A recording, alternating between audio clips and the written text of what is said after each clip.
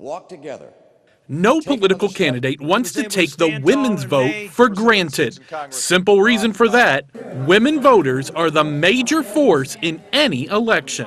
Women make up more than 50% of the population. They are more likely than men to be registered to vote, and they turn out in greater proportions than men. So it's virtually impossible to win an election if you don't have a large chunk of women on your side. Jennifer Lawless teaches government and is the director of the Women in Politics Institute at American University in Washington, D.C.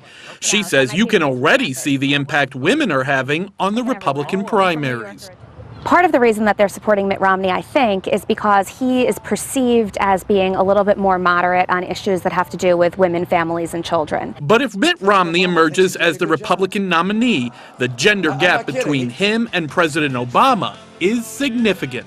It's a huge advantage, and it's why Barack Obama won clearly in 2008 also. There was a 7 percentage point gender gap in that election, and the gender gap was particularly large in some of the key pivotal swing states, and that's what we're seeing this time too. The president recognizes this advantage. When he addressed a women's conference last week, he made it clear, to him, women are not an interest group. When we talk about these issues that primarily impact women, we've got to realize they are not just women's issues. They are family issues.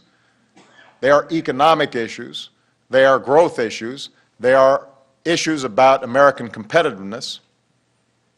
They are issues that impact all of us. With the president courting even more female support, Lawless thinks Romney would have an uphill battle. He has run so far to the right in this primary that it's going to be very difficult to win over independent women, in large part because of the issues that have determined what this primary has been about. Including social issues and women's health issues.